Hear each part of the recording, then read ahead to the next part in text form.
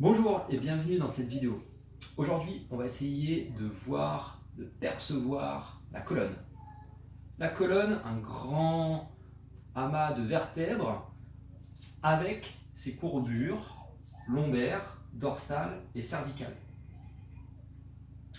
Aujourd'hui, on va essayer de percevoir le haut du dos notamment. Est-ce qu'on peut bouger le haut du dos tout en maintenant fixe le bas du dos? Laissez les bras relâchés et détendus le long de votre corps. Poussez sur les talons, grandissez-vous, étirez fort la nuque ici. Ouvrez un petit peu les épaules, doucement laissez descendre le menton, le haut du dos, le bas du dos. Amenez les mains au niveau des genoux et puis réempilez vertèbre après vertèbre en terminant par les vertèbres cervicales. On reprend.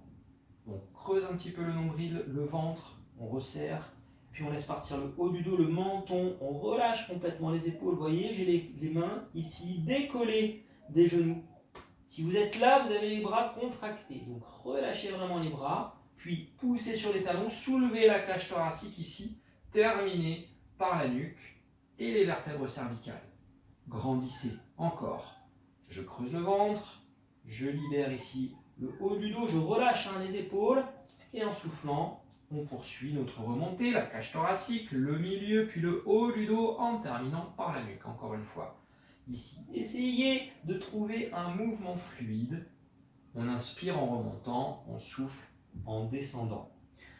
Et une fois que vous arrivez à avoir une certaine fluidité, mais surtout une dissociation entre le milieu et le haut, vous voyez, vraiment le menton, la nuque, le milieu du dos ensuite, et puis on inspire, on soulève la cage thoracique et le haut du dos. Une fois que vous arrivez à trouver cette fluidité, concentrez-vous sur les épaules.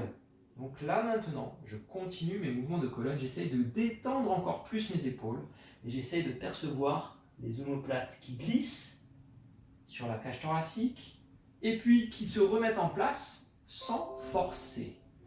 On souffle, on abaisse, et puis en inspirant, on remonte les omoplates qui se remettent en place sans forcer. Donc on évite les mouvements de crispation sur le retour, les mouvements de fermeture d'omoplates, on les relâche, on les détend, on essaie de percevoir leur placement, c'est ça qui est difficile, et leur mouvement ici. On inspire, on remonte, on souffle. Ok, on va maintenir en bas. Cette fois-ci, on va essayer de bouger juste le bas du dos. Les mains sur les genoux, c'est le dos rond, dos plat, vous devez connaître. Si vous ne connaissez pas, c'est un mouvement, une bascule de bassin.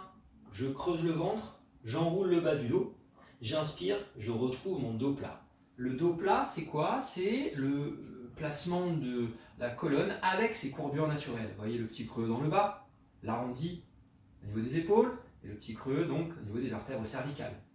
Est-ce que je peux retrouver ce dos plat dans cette position-là, les mains sur les genoux? Donc là, déjà, essayez de basculer les fesses vers l'arrière, grandissez, étirez la nuque.